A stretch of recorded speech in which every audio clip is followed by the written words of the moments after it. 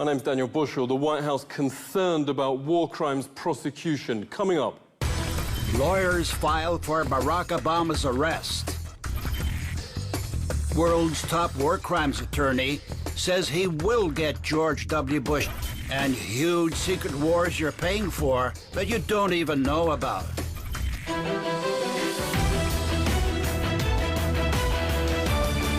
Washington's putting intense and persistent pressure to overturn war crime sentences of other countries' commanders, reveals a top judge at The Hague. Judge Frederick Harhoff says the White House is getting extremely nervous about its own crimes. The court said commanders were responsible for war crimes their subordinates committed. But the chamber suddenly backtracked. The U.S. felt they were getting too close to their own commanders. A Malaysian court already found George W. Bush and his deputies guilty of torture and war crimes. At the trial, Mahathir Mohamad, Malaysia's ex-premier, heard from victims and witnesses and was blunt. These are basically murderers, and they kill on a large scale. The 8 convicted were John Yoo. Newsweek reports he advised Bush that whole villages can be legally, quote, massacred. The dean of Yale Law School called Jay Bybee's infamous torture memo the most erroneous legal opinion he has ever read. The National Lawyers Guild filed a complaint over William Haynes's recommendations for so-called stress positions and use of dogs against prisoners. Newsweek notes Richard Cheney's lawyer David Addington penned the key memorandum that the Geneva Convention doesn't apply to them. Alberto Gonzalez wrote that the laws against torture are, quote, obsolete and quaint. The Senate Armed Services Committee reports Donald Rumsfeld approved the, quote, aggressive techniques used in Guantanamo and black sites around the world. Richard Cheney told the Washington Times he, quote, signed off on the so-called enhanced interrogations. I don't care what the international lawyers say, we're going to kick some said Bush, notes counter-terrorism head Richard Clarke. The world's leading war crimes lawyer was on that prosecution team. Francis Boyle sent President Milosevic to The Hague in 2001. He was the first to bring an Israeli general to court for atrocities against Palestinians. Now, his lawsuits around the world against Bush are cornering him, stopping him from travel. Professor Boyle, thanks a lot for joining us. Will you get Bush and co, even if they stay at home? Bush and the rest of them have been advised by their attorneys not to be traveling around the world. We're going to get them here, too. They killed about 1.5 million Iraqis. As for U.S. service personnel, Bush and the rest of them murdered about 5,000. That's why I think it's going to take longer, because the offenses were so grave and so extreme compared to Milosevic. What's people's reaction to you closing in on him? I think they'll be rejoicing in the streets when they're brought to justice here in America, and perhaps in other places in the world as well. Certainly Iraq, for what they did in Iraq. There's no question about that. I'm sure there'll be parades over there in Iraq when Bush and Cheney are brought to justice. George W. Bush had to cancel his first trip following the admission in autobiography Decision Points that he ordered waterboarding. He shied away from Switzerland after Swiss MPs worked on a warrant for his arrest with New York's Center for Constitutional Rights. CCR senior attorney Catherine Gallagher joins us. Thanks a lot for coming on. Now, the common response is, oh, Bush has contacts, no one can touch him. But you work with lawmakers around the globe. Why is he now cautious of traveling anywhere? The globe is this Convention Against Torture. So most of the globe is obligation to investigate and punish George Bush. Actually, the Obama team reached out to Switzerland and sought assurances that George Bush wouldn't be prosecuted, and that the Swiss response was, we have an independent prosecutor and an independent judiciary. We can't make that promise to you. Cowboy Republic, the 6 ways the Bush gang has defied the law, lists 200 pages of White House crimes.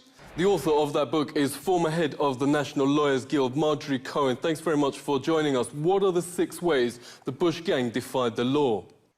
Okay, Daniel, and I just want to say, first of all, that there are many more than 6 ways, but I had to limit it. So that's why I only chose 6, or the book would be as long as an encyclopedia.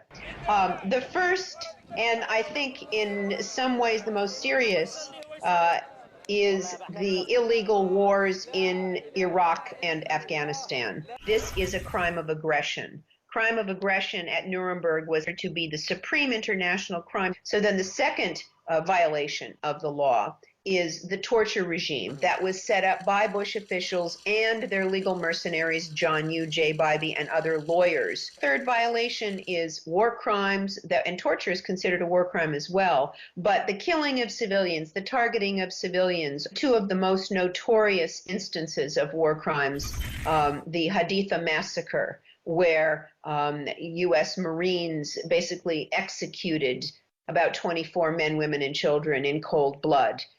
It was just horrific at Haditha. And then the Fallujah massacre, which was done in retaliation for the killing of 4 Blackwater mercenaries, civilians were targeted.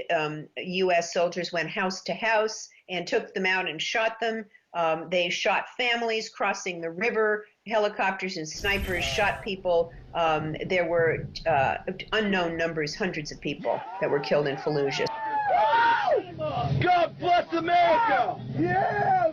Then the fourth violation of the law is the prison camp that the United States maintains at Guantanamo. Then the fifth example of law breaking by the Bush administration was the illegal spying program, surveillance program, spying on Americans' conversations, and then a data mining program, very much like we've heard about lately from Edward Snowden. And then finally, the refusal to fulfill the law. When Congress would pass a law, frequently George W. Bush would sign the law and then attach what we call a signing statement saying, yes, I'm signing this law, but I am only going to follow the parts of it that I agree with.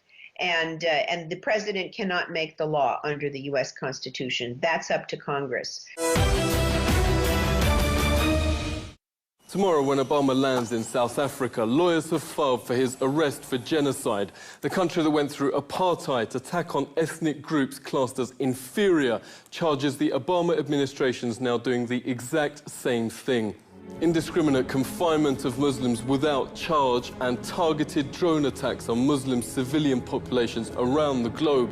They charge worse than apartheid, in fact, constitutes genocide. The Muslim Lawyers Association brought the claim to prosecutors with attorney Yusha Tayyab. He joins us. It's great to have you on. Obama now expanding the war on terror to a war on whistleblowers and using drones over US soil. You note, as with apartheid, discrimination is spiraling out of control. It's a history that our people know, and so it's something we can identify with, and that is particularly pertinent to the South African community because, as you know, pre-94 we had extensive detention without trial in this country, and the comparative to the South African public is you didn't condone it then, why must you allow it to happen on an international basis now? And so this is a genocide, a torture, a perpetuated campaign against people of the Muslim faith. One of the judges in a Pakistani High Court judgment that we've attached to our complaint has declared the drone attacks to be illegal and has asked the UN to investigate it. He seems to want to joke about the drone attacks. He's recorded as having said at one of his balls held in the US that if any person's had designs on his daughters, he's got predator drones. But boys don't get any ideas. I have 2 words for you. Predator drones. You will never see it coming.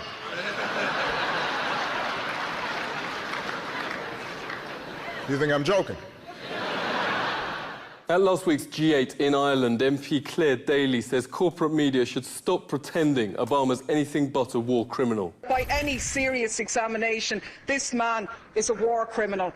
He has just announced his decision to supply arms to the Syrian opposition, including the jihadists, fueling the destabilisation of that region and continuing to undermine secularism and knock back conditions for women. And to hell with the thousands more who lose their lives, or the tens of thousands more who will be displaced as this war goes on.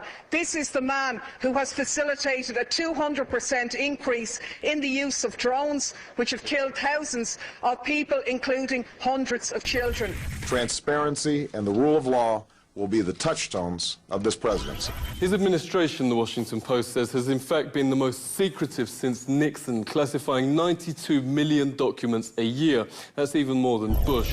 Former intelligence officer Scott Rickard is investigating secret, disastrous wars American people are waging in their name and funding and don't even know about. Thanks a lot for joining us. Tell us about those wars and why have they been a disaster? What people don't realize is that there's been a war for 4 years. They fought a war down through Sudan and Ethiopia and into Somalia. And then they tell us in the news that there's been a terrible drought and 250,000 people have died. When in fact, what had happened is that all the food supply and all the water supply was basically wiped out. And so they're left to die in the desert because now they're going and developing the oil fields in this new country created South Sudan.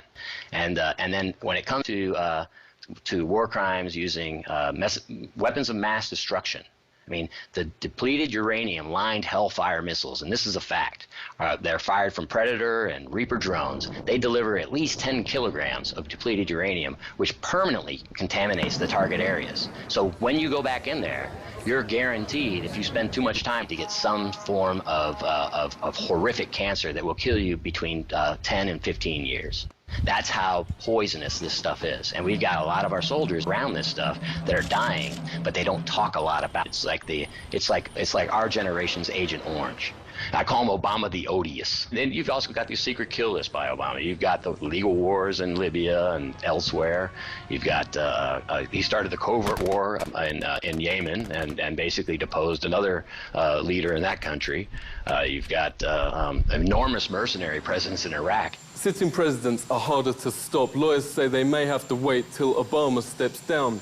Bush and his officials are effectively prisoners in their own country, fearful of arrest if they travel abroad. For the victims of their crimes, that's not punishment enough. This is The Truth Seeker.